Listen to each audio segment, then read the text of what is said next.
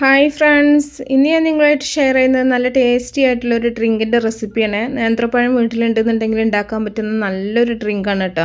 നല്ല ടേസ്റ്റി ആയിട്ടുള്ളൊരു ഡ്രിങ്കാണ്. ഇപ്പോൾ ഗസ്റ്റൊക്കെ വരുന്ന സമയത്തൊക്കെ ഉണ്ടാക്കി കൊടുക്കുക. അപ്പോൾ ഇതെങ്ങനെയാണ് ചെയ്യുന്നത് നോക്കിയാലോ.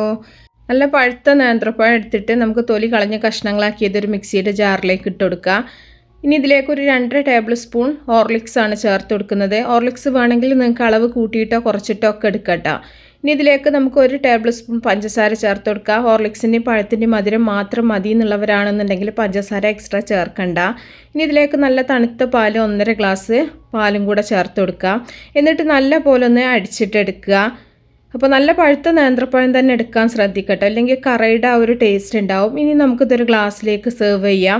അപ്പോൾ നല്ല കുറുകിയിട്ട് വേണമെന്നുള്ളവരാണെന്നുണ്ടെങ്കിൽ പാൽ ഐസാക്കിയിട്ട് ചേർത്തിട്ട് അങ്ങനെ വേണമെങ്കിലും അടിച്ചെടുക്കാട്ടോ. അപ്പോൾ ദാഹത്തിനൊക്കെ കുടിക്കണമെങ്കിൽ കുറച്ച് ലൂസായിട്ടാണ് നന്നാവുക. ഇനി ഇതിലേക്ക് വേവിച്ച് വെച്ചിട്ടുള്ള ചവ്വരിയാണ് ചേർത്ത് കൊടുക്കുന്നത്. കുറച്ച് പഞ്ചസാരയും കുറച്ച് പാലും ചേർത്തിട്ട് വേവിച്ചിട്ടുള്ള ചവ്വരിയാണ് കേട്ടോ, ഇതിലേക്ക് ചേർത്ത് കൊടുക്കുന്നുണ്ട്. അതിന് പ്രത്യേകിച്ച് അളവൊന്നുമില്ല. നിങ്ങൾക്ക് കൂടുതൽ കഴിക്കാൻ ഇഷ്ടമാണെന്നുണ്ടെങ്കിൽ കൂടുതൽ ചേർക്കാം. എന്നിട്ട് നല്ല പോലെ ഇളക്കി മിക്സ് ചെയ്യുക. ഇത്രയേ ഉള്ളൂ. നല്ല സൂപ്പർ ടേസ്റ്റി ആയിട്ടുള്ളൊരു ഡ്രിങ്കാണ്.